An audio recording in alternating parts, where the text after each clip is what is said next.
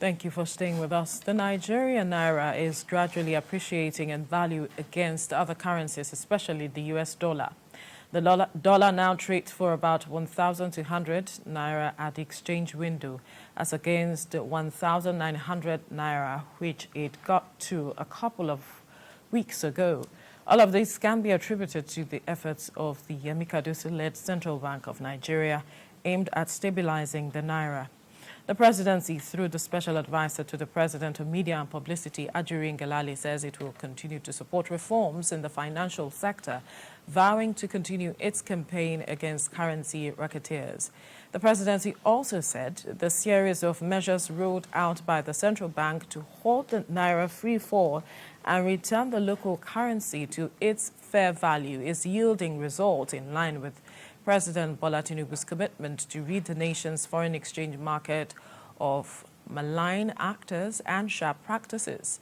Joining us to discuss further is CEO Finance with Mukhtar Mohammed. Good morning. Good morning. Thank you for joining us. Thank you. And via Zoom from Abuja is public finance policy expert Olusegun Elemo. Good morning. Thank you for joining us. Yeah, thank you for having me. Good morning to you. Now, let me begin with you, Segun, on this matter.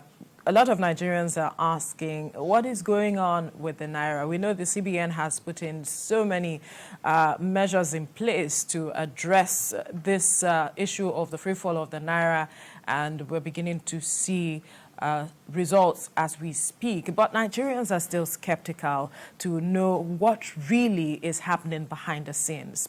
Speak with us on some of what you understand with regards to what we are seeing now, the results we are getting with regards to this matter of Naira's appreciation. Yeah, thank you for the question. I think first and foremost is to, thank Mr. President for his leadership in the last couple of months, because when you understand the intersection between politics, fiscal priorities, and monetary policy environment, then you will appreciate the leadership that President Bola Ahmed Tinubu, has expressed over the last couple of months. And then, of course, to appreciate the central bank governor, Mr. Cardoso, and his team, for staying the course and ensuring that they fix their eyes on the ball in managing the fallout of the impact of the removal of subsidy and the unification of the exchange rate. Indeed, it's been a journey over the last, few months, but there's been some critical reforms that, the Apex Bank have put in place, some of which includes the unification of the exchange rate, the liberalization of the FX market. As you can see now, from activities in recent times, you don't have to depend on one source to get through with your FX obligations. And of course, the Apex Bank has also gone to clear the FX backlog that has sort of, served as some distortionary measures in the FX market. There is a price verification system now in place where you don't have to really depend on speculators. You really can know what the fair value of the Naira is trading at in a particular day. And that gives confidence to all the players. And then, of course, the recent limits on the net open bank position of the financial institutions.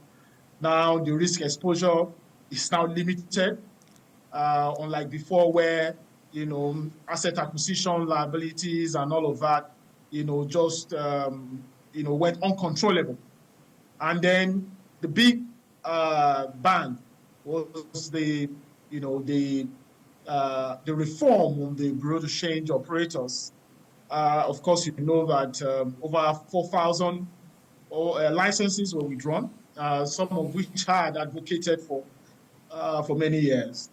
And we're happy to see many of those reforms. And I know that the Apex Bank is very big on supervision now, which is its role, regulating all the players. And of course, monitoring activities. However, what I still expect to be done is still in this issue of FX denominating transactions within the domestic environment in foreign currencies. And then the fact that people can still walk into their banks and withdraw FX over the counter. I think the CBN governor will still need to look in that direction. I, for one, have also always advocated that you don't need to withdraw FX over the counter. There is no reason for it because there are no products locally that are priced in foreign currency. Or there are, of course, there are not supposed to be any products locally priced in foreign currency. Yeah. So if you then withdraw foreign currency over the counter in your bank, to what end, is that? So I think that we should limit everything to digital transaction. You can sell your FX to whoever you wish to do, to sell it to, but it must be done digitally. And when it's done digitally, then it gives the Apex Bank, the wiggle room to then even effectively monitor activities of speculators, and not just speculators now, but even unorthodox and irresponsible activities. As you know, that even that's right. The Nigerian Financial Intelligence Unit and the EFCC have also accused certain individuals of financing terrorism locally. So those things will need to be monitored. But I think by and large, we're in a comfortable zone than we were a few months ago, and we can get better over the months ahead. All right, let me come into the studio for your first salvo, Mukhtar Mohammed. Well, people are actually saying this is a good thing, good feat, but then even though it's not reflecting in the market. But the first thing I would like you to talk about is he said, he was appreciating the CBN governor for the intervention and all of that. But the question people are asking is the CBN actually intervening, or that the market forces is the one driving, the effect we are seeing on the Naira? Well, thank you also. I tend to slightly disagree with some of the things he has mentioned. There you have to give kudos to the CBN governor for what they have done, from a height of 1,900 to about 1,200. It's really a huge achievement. You need to give it to them. Again, what creates confidence in any economy is if I can go in and have access to my currency, my fund anytime I want to have it. Either I want to do transaction or I want to have it in cash. It doesn't matter whether that transaction is taking place right here or not. That gives you confidence. So saying that you want the CBN to come as far as saying I have a dollar-dominated account, I cannot go in there and get my money through the counter, that is anti-capitalism. You need to have, it's just like you have your Naira now because you want to go and get access. They say you don't have your Naira. So there are some people that feel if I'm traveling now, I need my dollar. I don't want to go with my card. I want to. When you are in business, you try to save a little bit of taxation here and there, and liquidity. When you have your liquidity, you're also just saving yourself from some fee, because you are telling me to do the transaction online is not free. I'm paying about $10 to $15 or $5. So sometimes when you're a businessman, you calculate all these things before you're going to be so. Giving confidence to your currencies, if I can go in there, take the currency, do whatever I want to do. And the only one I'm supporting, you don't have power to begin telling me that I have to trade my, in Nigeria, then we have to do exchange for dollar. You price me in dollar. No, dollar is not an official exchange means in Nigeria. But to say I could have access to my dollar, I should have access to my dollar anytime I want to. That's why I kept it with the bank, not for the bank to tell me, oh, when I come in, I cannot access it. I have to go and do it electronically. That is an unorthodox way. And if you continue to do an unorthodox way, you will not get results. Then coming to your question, what have the CBN done? This is what I can. But remember the last time I was here, I said, you want to bring down the Naira, pay off your debt. Yes. I said, let's hear from the CBN that the backlog has been cleared. I said it here that the Naira would just naturally go down, but there will be flow of liquidity in the system. And when that happened, You saw the free fall of the dollar to the Naira. That was one. Secondly, I said it here again that no CBN allow market forces to determine the value of your currency. Market forces are there to make money. So I'm a capitalist, I'm in the market, I'm there to make money. I buy dollar at one rate and I look at it, I can profit from it. I will keep profiting. If you are the authority, you don't know the value of your currency. It's like you have a company. If a company sees to look at its stocks are going down, because they know there's value in this stock, they become what they call share buyback. They begin to buy those currency. Those stock back to themselves and say, look, we think the value of our currency is more than this.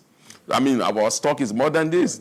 So what CBN have done, they've always canvassed that the Naira is underpriced, which I said it here, the Naira was undervalued. Yes. So CBN have decided that, look, we cannot allow this to continue. So we have to intervene in the place of liquidity. Because the challenge of the Naira was not because the Naira was the Naira to dollar was, no, it was the form that there was no liquidity in the system as regard funding the dollar to the Naira. A lot of a few dollars were pushing, a lot of Naira were pushing a few dollars. So pumping liquidity into those systems, and that's what they have done. And you could see that reflected again in our foreign reserves. That's why the Naira is going up. You can see the reserve is a bit going down because they are now intervening. In the short term, you see that happen. Now, what I want to know is that if you talk about racketeers are not part of the market. Racketeers are, like he said, people that come with illicit funds, people that come with funds that are made, people that are bent on sabotaging the government. One of those things is like, okay, the government have to bureau the change, I give you at this rate, and they decide to go India and say, no, we are not going to sell at this rate. Those are racketeers. Those are the people you can't clamp down on. But you don't clamp down on speculators. Like I keep saying, speculators are part of the market. Or speculators are part of the market, traders are part of the market, investors are part of the market. You have three types of investors. You have three types of people that come to the market. You have the trader, you have the investor, and you have the speculators. They will always be in the market. Now, how do you deal with speculator? That's what the CBN have done. I said it here. Don't fight for speculator. Come up with a policy that is bigger than them. They would, what did I say? I say fear and greed will come in. And once that comes in, you see the free flow of the Naira. So they're doing well. But now what they are doing is that we are using administrative measures to keep the Naira at bay. Administrative measure will only last you for a short time. Really? What really brings back your currency to stability is monetary policies. And monetary policy has to do with demand and supply. Demand and supply has to do with inflow and outflow. Right. If you stabilize that space, then you are in for you see the country free fall. We'll need you to expatiate on that, but that will be after we return from this break. Stay with us. All right, thank you for staying with us. Before we went on the break, we're talking about Naira's appreciation as it is, efforts of the CBN as well as the federal government to addressing this matter. We still have our guests with us, CEO Finance with Mukhtar Mohammed, as well as from Abuja, Public Finance Policy Expert Olusegun Elemo, speaking with us on this. Let me come to you now, Mukhtar. Before we went on the break, you were talking about the matter of the appreciation efforts put in by the government, and that what the government is doing, or the CBN is doing, is majorly administrative, and that it can only last for a short term. And that is where the concerns of many experts like yours have been, that there's not much export that we see. And so that what happens, except crude oil, that what happens when there is a decline in the price of crude oil as it is? Will the Naira still be stable as it is?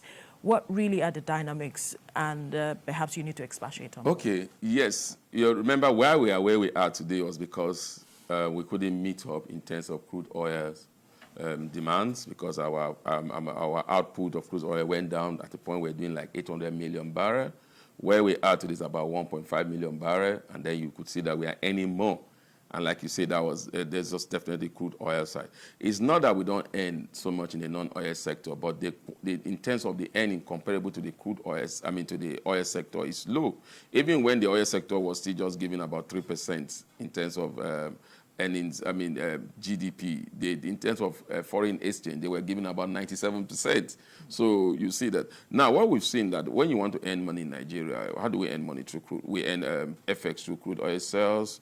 We earn FX through foreign portfolio investors, either direct portfolio investors or just equity investors. Also, we foreign direct investment, foreign portfolio investors. Then we earn FX also through remittance from Nigeria and the diaspora. If you look at the numbers that have come in from the Nigerian Bureau of Statistics, we see that about 39% of the FX inflow that has tried to stabilize this currency came outside the shore of this country, while about 59% are from, I think about 41% are from foreign, maybe through portfolio investors, foreign direct investors that are trading our treasury bill, our fixed income market, because it seems to be one of the best in the world now in terms of return, over about 22%, so low 17 to 22%. So they want to come in here because they are collecting at a very low rate. And at a low rate in the outside, they come in here. Then again, you look at remittance from Nigeria and the diasporas, and that have improved by 59%. So definitely that's good news. Now, what has happened now? The CBN have come up with a lot of policy. The CBN knows that, look, there could be a shock in the oil price will go down. So the CBN has strategized in looking at their strategies. Now, their strategy is to earn inflow. Now, how are you earning this inflow? Giving them high yield. When you decide to bring it to low yield, and this investor decide to leave, the challenge will come. Do you have the two-way exchange system that creates markets? Because every foreign investor wants to come in. I want to exit, I can exit. That's why I was saying that you don't tell people that you can't walk in and get your FX your FX card, because market thrive on liquidity, in, out, at whichever means I want, legitimate means I want to apply. So that way will be the challenge. But again, you look at the market, you see that a little bit of liquidity is coming. For the first time over 5 years, we heard about the height of almost 2.something billion within months, comparable to about 1.5 billion in almost 8 years. So definitely that shows that liquidity is coming to the system. Now, you pray that you attract more investors, fine. Then again, you need to look at diversification. Now, that's a challenge, because diversification itself will not happen in 1 month, it will not happen in 1 year, it might not even happen in 2 years. What do you do as you prepare for that long time? I keep saying it. This is not the first time we are where we are today. We've been to it from 150, we came to about 250, we maintained stability for a long time. Then we came to, when the market went to about 500, then we brought it, we extended stability to about 350, 360. In short, but at that time, we were defending the Naira. It's still the same, because I just told you now, why are we where we are now? CBN is intending to inject liquidity into the system. It's still defense. It's still defense, but now we are using what we call a liberalized form. You know that your Naira is undervalued, but at that time we have a fix. You must sell at this point. But this time, market forces, demand and supply comes in. I have enough demand, I have enough supply to meet your demand, so definitely the price will go down. Now, this is not that you fix it. You are saying market forces. Okay, fine. You want $10 million.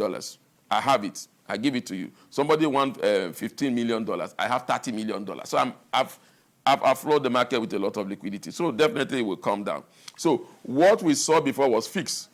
You get it at this rate. So now, what we're doing before, we give the bureau exchange. It's still the same thing. We've only that we've reduced it to 10,000 instead of 20,000. That's right. And that's why. Now, the challenge in the market has not been the high net FX. It has been the retail side. Remember, you took away this retail market by banning the bureau exchange. You told them to source for FX. They source for it, then they determine how they want to sell it. Yeah. So we must be very, very happy with what the CBN will have done. But again, we should also be cautious, whereby the market goes about arresting market players instead of going after racketeers. Like I said, racketeers are different from market players. Yeah. I can be a market player. I bought my FX at 800, and I think, okay, I hold. It's like you say you buy and hold. So you say the thing goes up, and say, I can make profit. Legitimately, I should make trouble, but I must be somebody that has the license to do that. That's right. So there's no problem. But like I say, come up with a better policy. I get my fingers burned. Remember that some people were even thinking the Naira will get to 2,500. Yeah. Some was even saying it will get to 5,000. So a lot of people have bought down currency at 1,900. A lot of Nigerians in the diaspora were calling Nigeria, yeah, do you need dollar? Do you need dollar? Do you need dollar? I'll sell at 1.6. I'll sell at 1.7. I'll sell at 1.8. Now that lines have dried up. That's right. So those are what you bring in. You create fear. And they are now afraid, and they are bringing out this. So we're seeing a lot of liquidity. And this is not the end. Because a lot of policies, that I talk about monetary policies. The best monetary policy the CBN have done within these 2 weeks to sustain this are just two. One is the fact whereby they said, you do not have to borrow, put your collateral in dollars. It's not a means of exchange, yeah. Why should I want Naira and then my collateral is dollar? So now it is giving the bank 90 days. So there will be a watch with a lot of liquidity in the next 19 days. That's one. Right. Secondly, the recapitalization of the banks. It has not started. It's going to take 2 years. But unfortunately for that side of it, the bank will depend more on foreign investors. So a lot of Nigerians might not have an opportunity to buy into these banks and enjoy the kind of dividend they will want to enjoy. But that will bring down stability. Right. Thank you very much, Mr. Mokotaro. Let's go to Segun Elemo, who is on Zoom. Well, based on the CBN, 1 way or the other, directly or indirectly defending the Naira, some people are happy that the Naira is coming down. Go on the social media, you find swathe of people, a lot of people who are really sad that the Naira is even coming down. I mean, the Naira is appreciating against the dollar. And they feel that because they bought it at 1.9, 1.6, 1.5, they are still speculating that this would definitely go up. So much so that they are saying, do not worry, the CBN is taking from the foreign reserve. You can see that the foreign reserve is depleting. And when they are done with that, definitely the Naira will spike, the dollar will spike up against the appreciation against the dollar will spike against the Naira. Do you have any advice for these people? Well, I don't have advice for speculators. But I will say one thing. Let me just quickly respond to some of the things that Mr. Mukta said. Well, he said digital banking is anti-capitalist. I don't know if he has been able to withdraw Naira outside the country. I mean, just walk into any bank, even in the most capitalist environment. Whether the US or any of the advanced capitalist economy, walk into their bank and then you ask them that you want to withdraw Naira, and then you fill a form and then they give you 10 million Naira over the counter there. So, well, the point is we need to extremely digitize our banking operations. Nobody says that you can't have access to your FX. That's not what I'm saying. I'm saying that you shouldn't be allowed to be withdrawing $20,000 over the counter, $10,000 over the counter every day. That's what I'm saying. It gives room for people to, manipulate the economy. And you want to have a central bank that is able to monitor activities of everybody, including financial institutions. So that's on the one hand. Then the other point he raised about the CBN just implementing administrative measures. I don't think that's,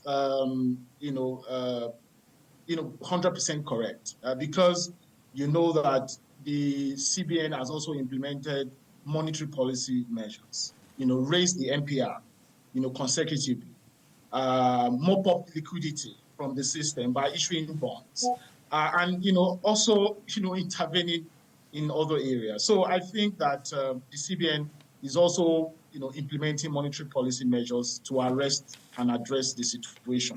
On the issue of, advising speculators, yes, I know that a couple of people may have bought, FX to, perhaps take advantage of the situation that was before now. But the point is, we have a new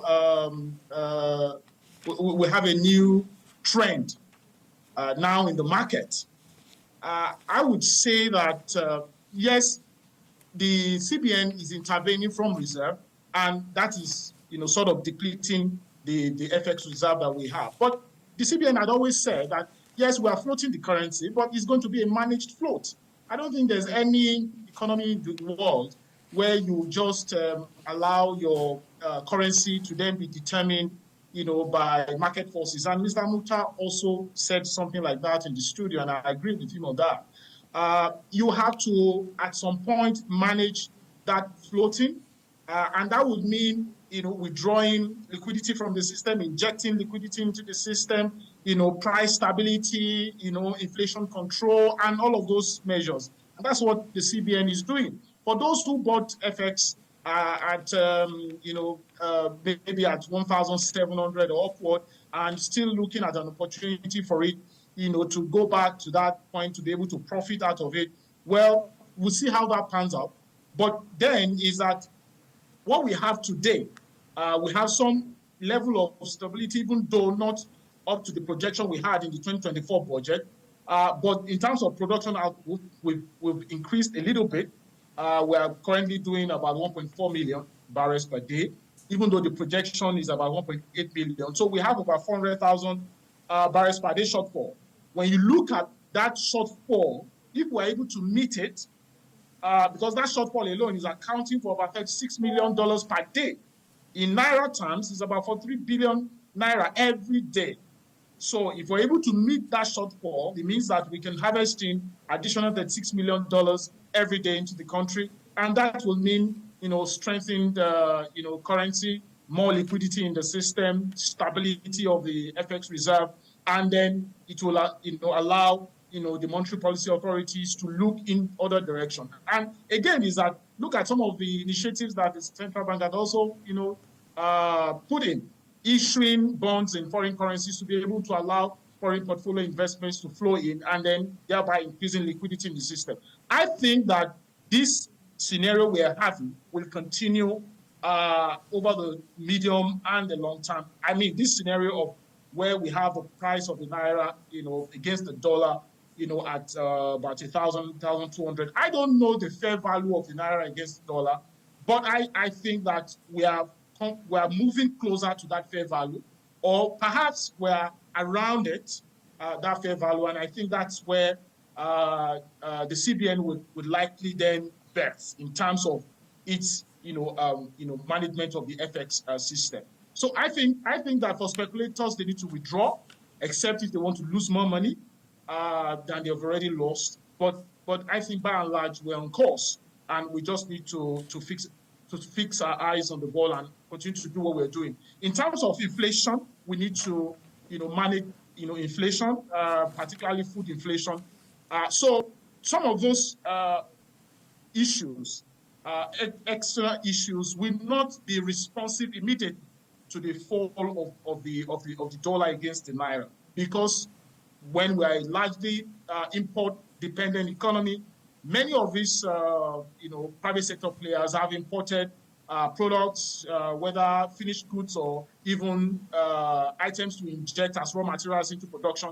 They've imported at a particular rate. They will need to make sure that they profit out of it before they can now begin to stabilize. But I think that there must be responsibility on everybody's part, including government and people in the private sector, to ensure that yes, what we now have in terms of FX liquidity and the price of the Naira to the dollar is reflected in the price of commodity in the market, especially food commodities. Let me stay with you, Segun, on this matter. If I hear you correctly, you are confident that the CBN and the federal government can sustain this effort for a long term. That's what you're saying.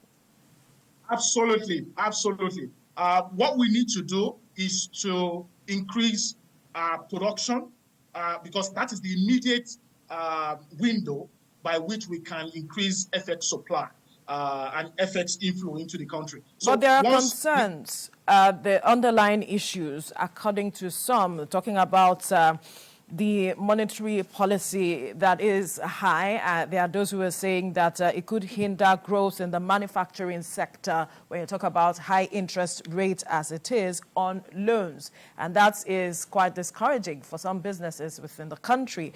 And then the depletion of the foreign reserves, how sustainable is it as it is $33 billion, or less than $33 billion as it is? These are some of the underlying issues that some experts like you are also looking at if we say that this is sustainable.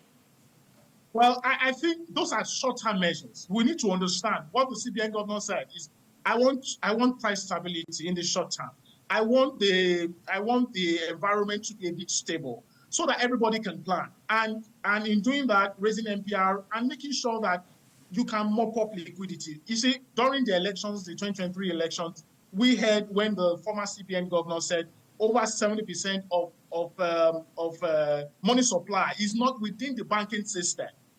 We saw all of those distortions. We had it. I mean, we don't have, so, I mean, we still can identify with some of those issues. So with those excess liquidity in the system, part of what is now distorting the economy. And to be able to mop, you need to introduce policies to mop up those liquidity from the system. And you cannot be mopping up liquidity from the system and then be allowing people to borrow at a lower rate because it's going to be counterproductive. I think those are short-term measures, painful measures. I agree, but they are necessary measures, to be taken. On the issue of the FX reserve, again, these are measures you need to take. You cannot eat your cake and have it at the same time.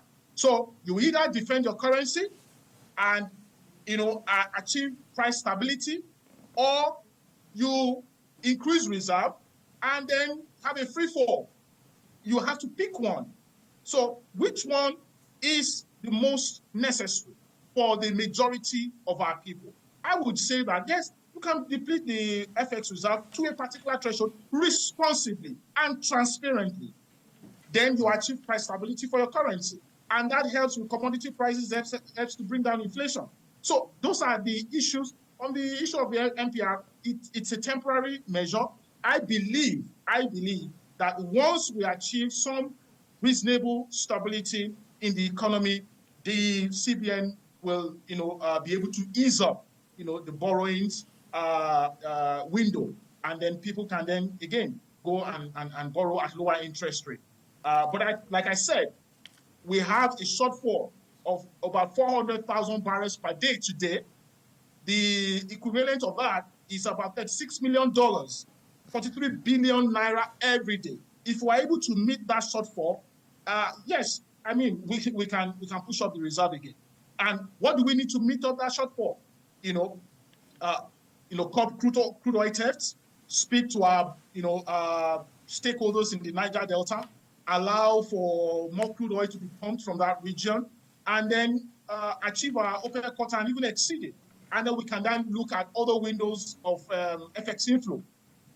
For instance, the foreign portfolio investment, FX remittance into country, and then other non-oil exports. Once we're able to do that, the economy will come into a comfortable zone and everybody, will be happy. But more importantly, we all need to be responsible, especially those in the private sector. Well, let me bring it to Mr. Mukhtar Mohammed. In the midst of this, we're also talking about inflation. He also referred to the inflation we're experiencing, up from 29% or thereabout to about 31.75 or thereabout. And now we know that the NBS will soon reveal the inflation figure for the month of March. But we have the president saying that inflation, do not worry. He boldly said that we will bring down inflation. But Cape Economic Research is saying Nigeria's inflation will hit 32.65. Isn't it against the president's position? No, I think the president is looking at the long term. The CBN governor also said it during the last monitoring committee meeting that he expects inflation to begin to come down sometime in May. Policies, we are not here overnight, so inflation will not come down overnight. So we'll need to celebrate those marginal gains that we'll see in the inflationary picture. It would have been worse if what is driving inflation in Nigeria is high terms of we are import-driven economy. We import a lot of things. FX was high. So we've seen those FX rates come down. We definitely end up bringing down inflation in the long term. Like he said, some of the goods people bought it at 161. Until those goods are exhausted, then they begin to get goods at a cheaper rate. But some people did not actually buy these goods at that rate. They only position themselves because dollar will add 10. That's where capitalism comes to play. You are the market at the right time. You take the right opportunities. But on the long run, you definitely have to, market forces will definitely have to bring down their prices. When he talked about the CBN monetary policy, what are the monetary policy of the CBN done thus far? The monetary policy of the CBN have done thus far is to bring down to attract investors. And then in the long term, like she said, cost of funding has gone up, cost of business expenditure has gone up. So I'm happy to say it's in the short time, hopefully, because again, what monetary policy are you doing? You're just trying to attract what we call hot money. Hot money will never last. Those are equities, foreign portfolio investors, foreign portfolio investors. So they are here for the short term. When you begin to attract foreign direct investors, that is when you begin to say, okay, fine, I'm beginning to attract. But the numbers of what we are attracting are foreign portfolio investors. So you shouldn't be, that's mean the monetary policy as it stands now is geared towards attracting foreign investors to the detriment of your local investors, which for me, like you said, for the short term, you can't eat your cake and have it. For the manufacturers, if you used to get FX at 1,800, and now the cost of funding has gone up, and then you are getting FX at 1,200, then you could let me say that, okay, what I gain here, I lose here. But then when you do the cost averaging, you see that you are still fine. So that's the way I see that. Now, in terms of what the CBN has been doing thus far, but like I said, it's just been circular, it has been administrative. The only monetary side that we've seen in the CBN policy is just this area whereby you have high interest rate to make sure financial instruments give you more interest. And so a lot of foreign investors are coming because in their country they get like 7%, 5%, where they want giving them about 17 to 22%, who won't come. But remember that after some time too, they want to exit this, their fund, they've made so much profit. So you need to look at that. 6 months, some of them are here for 6 months, some of them will be here for a year. That is not enough to stabilize your currency. So you need to earn more. And when you want to earn more, you need to earn more based fundamentally. And that is why the only game changer I see is if you look at the demand for FX, you realize the oil and gas sector seems to be the ones that demand more for this FX because they want to bring in refined petroleum product. Now, Dangote's refinery has come on stream finally. Even if it's just in diesel area, we are seeing that where the price of diesel have gone down.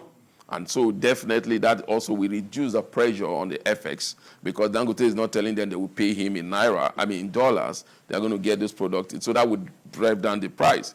Then when the PMS begin to come in, petrol begin to come in, you will see that the pressure will be low. So that who will bring the more pressure will be the manufacturers in terms of bringing in the raw materials, machineries, and all that. And those pressures are just about 10 to 15% comparable to the pressure that we have from the oil and gas sector. So that's where the CBN got it right. For speculators, what I've listed now is that at the end of the day, the demand for FX will not be as it used to be. And the other side of the demand, the CBN is already meeting it in terms of traveling allowances. That's why they are giving the bureau the change $10,000. School fees, you can go to your banks. Now the banks are ready to do school fees if they have not come out officially yet. But at least they will do it at the market exchange rate. So a lot of things are working for the Naira. But like I said, the fundamental things will be one. You are able to bring policy that brings price stability. Like I said, it's going to take a long time. And one of those policies is to make sure that 90% of what you consume, you are able to produce. Now, what is the highest consumption as it stands now of that FX? The highest consumption seems to be refined petroleum product. So once you start producing it, you bring down the pressure on the exchange rate. So we are congratulating the CBN for all things they have done. We must also look the way of Dangote refinery. And we also look the way of the airline companies also because those backlogs were paid by CBN and all of a sudden they open up the space. Now Nigerians no more are not being charged in dollars and airline telling that you have to pay in dollars is cheaper than what you pay in Naira. So a lot of Nigerians were rather going to change to using their Naira to change to dollar so that they can be able to get cheap tickets. So but now that is practically like not there again. So good policies, but like I said, it's always have to ensure that a lot of demands are met and legitimately met. And you were saying something that in other media, why can't I go to America? Because we have not had a trade agreement with them. Because remember when President Buhari came, we went to China to have an agreement with China. If that agreement has whereby I can go to any Chinese bank and give them the Naira and get the Chinese yen, and the Chinese are able to give me when they are coming to Nigeria, they come in with the Naira, and we give them, that would have been balance of trade. But because there's no balance of trade, you don't want to do that. The Chinese will be more at a disadvantage than not because we are doing more business with them. If you go to the United States, right in the airport, you can even change the Mexican peso right there at the airport. You give them your Mexican peso, they give you the dollar because the volume of trade between them is high. Even as low as South Africa is. Sometimes South Africa can come until you go to the airport in America, in Atlanta, you can actually give them the South African rand and get the dollar. So it's not that you are saying that it happens. Is that an option the government should explore? Well, if I want to advise the government, the export should be exploited, especially in China, because most of the goods that comes in from Nigeria comes in from China. And that was why we're trying to do the currency swaps. Yeah. But unfortunately, like I said, it won't work. It will be more to the disadvantage of the Chinese because the volume of trade they do with us is low. So that means they will have more Naira in their own economy than the yen that they really need in their own economy. So they don't want to do that. And Naira is not a means of investment. I mean, it's not a globally accepted currency. They would rather want. Why do you think the Americans sneak when Chinese say, look, we are devaluing our currency? Because they are looking at the value of trade. So when China devalues their currency, America will be shivering because they know that Chinese product will be cheaper. And a lot of people will want to go for this product to the detriment of their own product. So they would rather go and negotiate with China. Look, please, don't devalue to this end. So it boils down to the volume of trade you have. So if we want to improve ourselves, let's begin to improve our volume of trade. Why is the African Continental Trade Agreement have not seen the light of day? How much trade happened between Africans and Africans? Until we get to that, so everything boils down to trading. Why are we end more efforts? Because a lot of the economies, they are depending on our oil. So our volume of trade with them is higher than their own with us. So it's simple economic terms. So improve your trade relationship with a lot of these countries, especially countries that you know you have direct dealing with. Then you begin to improve your FX rate. And then they will begin to look at, oh, can we have this agreement? Your legal tender becomes our own legal tender. Our own legal tender becomes your own legal tender. So that also is boiled down to the physical side. The physical side has to come up. A situation whereby you are an import-driven economy. The exchange rate, you are giving bureau exchange at 1,100. Fantastic. That means you are driving down that rate in the retail sector. Now, the key driver of inflation, those that are still bringing goods into the country, you are still giving them an exchange rate at 1,289. So what are you doing? You are propelling the consumption of Nigerians, consumption sector, because the people that are going to get the effects from bureau exchange are those that are traveling, those that are going to pay medical bills, those that are looking for allowances as they are traveling. Then those that are bringing goods that will generally affect every Nigerian and bring down the price, their own are high. And that's why the importers keep saying that, please, can we have a fixed rate so that we can, if you can have a rate, you know the true value of your currency. By and by the appropriation bill, even when the CBI, even when the fiscal side was putting it at 750, the National Assembly in their wisdom raised it to 800. They said that is the true value of the Naira at that time. And so now, why are we always seeing these import duties go to as high as 15, 16, and now at 1,228? Yeah. So how will you now justify giving bureau de change at 1,100? And you are telling me that I'm bringing goods that will have impact on the generality of Nigeria, you have to do it at 1,200. So we need to begin 1,228 or there, but we need to begin to look at it. That's right. We begin to look at what are the key sectors that drive our economy. I'll give you an example, 2 examples. Kenya. When it came, the subsidy was gone. Yeah. And the government looked at it, and the price of goods, everything went up. The people started complaining. Inflation went as high as 28%. And he looked at it, he said, okay, most of these goods that are hiking this inflation are goods that we import into this country. The government decided to take a bite of their revenue and say, every good that we know that are coming to the household of Kenyans, these goods that we know we consume daily and we need it almost every day, we are going to suspend tariff on them. That drives down inflation. Yeah. That drives down inflation. Egypt. The IMF, the World Bank told them that, look, you have to bring down, you have to liberalize. The same thing they are telling us here, you have to liberalize your currency. They said, fine, we are going to liberalize our currency. We have no problem with that. But we know that the challenge we have is that our tourism sector that seems to be the key driver is not having the kind of people we used to have because of COVID-19 then coupled with insecurity and everything. They said, okay, World Bank, you need to give up. World Bank gave them about $9 billion. The very day that they liberalized that sector, just like what happened in Nigeria, their currency went low up to about 50% to the exchange rate. The price was low. The exchange rate to dollar to the Egyptian currency, the dollar went up at about 50%. But because they have liquidity, the following day, it stabilized at 30%. And that's where it has been till this date. And then they are now attracting people to come in. They are now going for other physical things by making sure, okay, security aids and everything. And so they are relatively having stability, and their inflationary rate is constant with like when they were doing the... So we need to begin to look at, once they throw a policy like you, life is all about negotiation. That's right. Like the Nigerian Labour Congress keeps saying, like the manufacturing sector keeps saying, and like some economists keep saying that most of the policy are World Bank and IMF-driven policies. And in talking about some of these policies, before we go to our guest on Zoom, you mentioned Kenya, Egypt. Now, what about Zimbabwe, which has been in economic crisis for 25 years, and now, in order to, move away from that, they changed their currency to, they launched a new currency, Zimbabwe gold. Do you feel that's a positive? The nomenclature is not about the currency. It's about the value your currency brings to the party. A gold back currency. How much gold do they have? How much gold do they have to back their currency? If South Africa is saying we are doing gold back, then you could be excited about that. You say it's sustainable. You see, you don't use short term. It's just like the redenomination of your currency. Remember, Soludo wanted to do it, and the then president stopped it. Remember, Ghana did it, but today they are worse off in terms of... So it's the value that... that's why we keep saying in economic terms, they say create value.